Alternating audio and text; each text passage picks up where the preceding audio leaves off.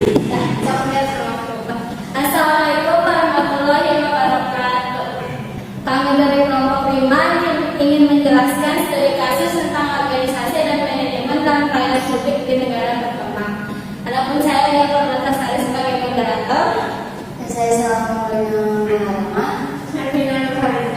Saya Pratama. Saya Muhammad. Saya Novel Kotipa. Saya Novel Muhammad. Saya Muhammad Ibrahim Malaysia. Saya Fahres. Saya Kita Tawati. Kami akan menjelaskan materi kami dimulai oleh Fahres.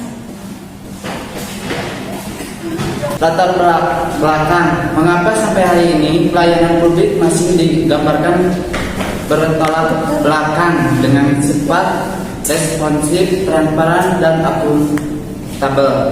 Ada beberapa tantangan yang dapat mempengaruhi persepsi masyarakat yang miring terhadap pelayanan publik.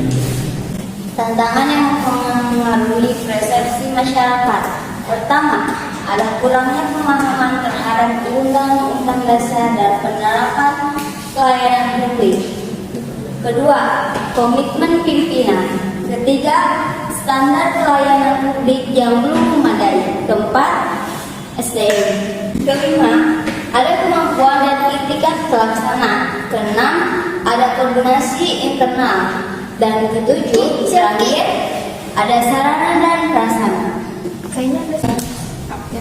Upaya yang dapat dilakukan guna dari standar pelayanan publik harus menjadikan tolak ukur pendoman penyelenggaraan pelayanan dan acuan penilaian pelayanan publik, karena pelayanan yang mudah terjangkau, cepat, dan terukur adalah yang diperlukan. Mengenai tantangan tentang belum adanya standar pelayanan publik, perlu dibuat standar pelayanan publik yang mencakup sistem, mekanisme, dan prosedur. Dalam UU sudah diatur tentang itu. Yang cukup penting, penyusunan standar keamanan harus melibatkan masyarakat. Upaya yang dapat dilakukan, peran lembaga pengawasan yang telah dibentuk juga harus dimaksimalkan dengan segenap kekuatan. Sarana dan prasarana merupakan kendala yang paling mudah diatasi di antara semua tantangan.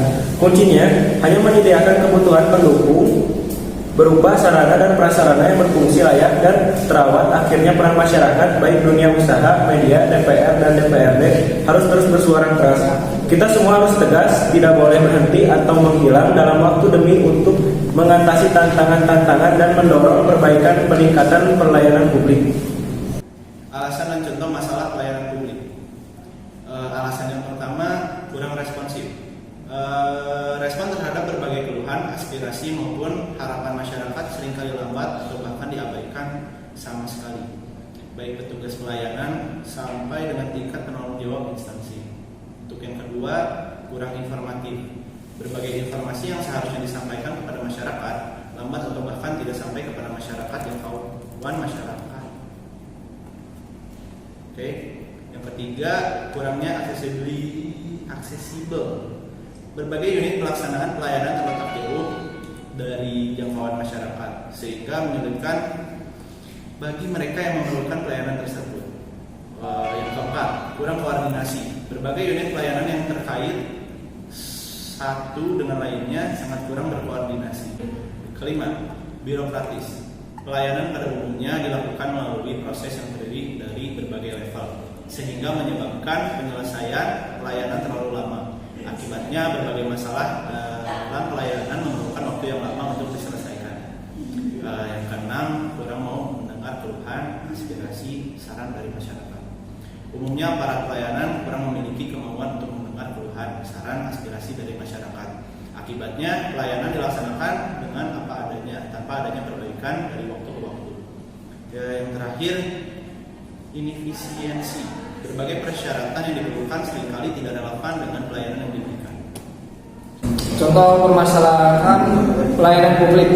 Yang pertama ada permasalahan pelayanan di sektor kelistrikan. Hal yang sering diajukan adalah penertiban pemakaian tenaga listrik. Kedua, ada permasalahan pelayanan di sektor pertambangan. Hal yang sering dipermasalahkan adalah izin usaha pertambangan.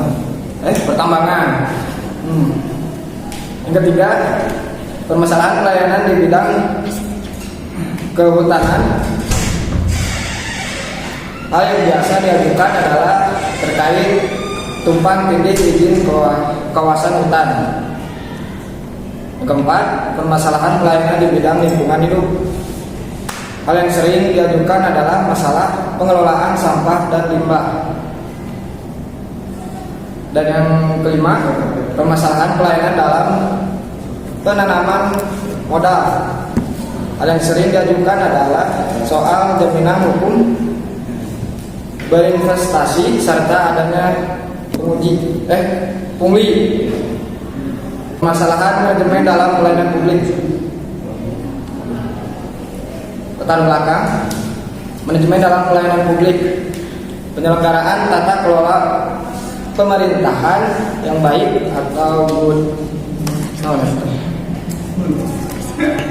good governance terletak pada seberapa jauh kolaborasi dan sinergitas antara tiga pilar bernegara, yaitu rakyat, pemerintah, dan pengusaha secara kohesif,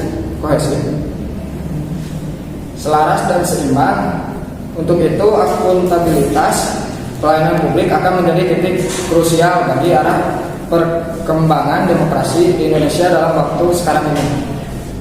Baik, selanjutnya akuntabilitas atau accountability merupakan ukuran yang menunjukkan apakah aktivitas birokrasi publik atau pelayanan publik yang dilakukan oleh pemerintah sudah sesuai dengan norma dan nilai yang dilanjut oleh rakyat, dan apakah pelayanan publik tersebut mampu merekomendasi kebutuhan rakyat yang sesungguhnya.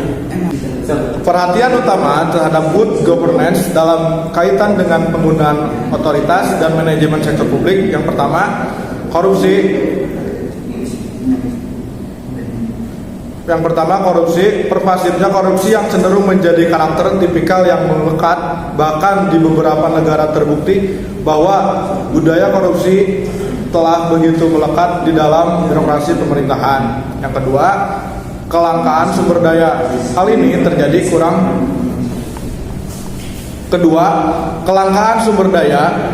terjadi karena masih melekatnya budaya korupsi dalam birokrasi pemerintahan. Yang ketiga, perubahan dan pengawasan manajemen.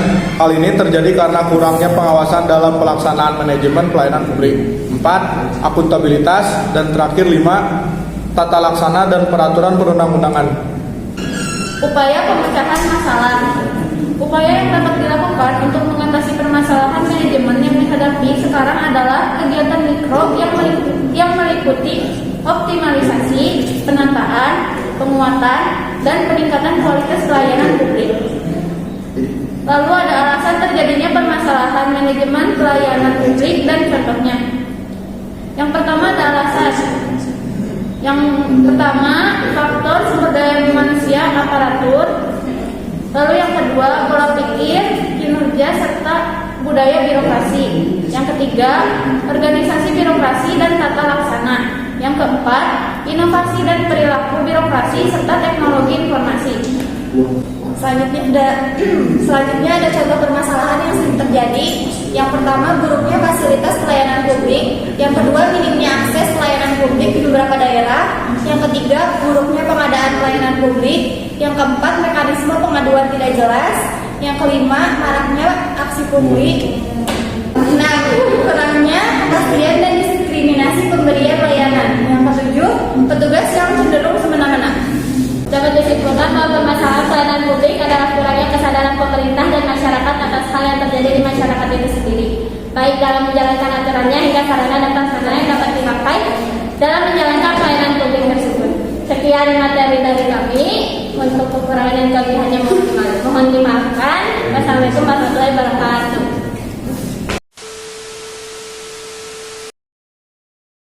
Assalamualaikum warahmatullahi wabarakatuh.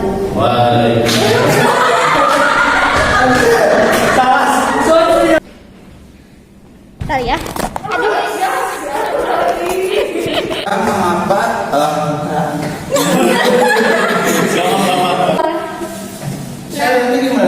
Ya udah majuan tapi gini. Kalau Gitu. nah ini Nah, kamu diam di sini ya, ke bawahnya. Perhatian utama terhadap good governance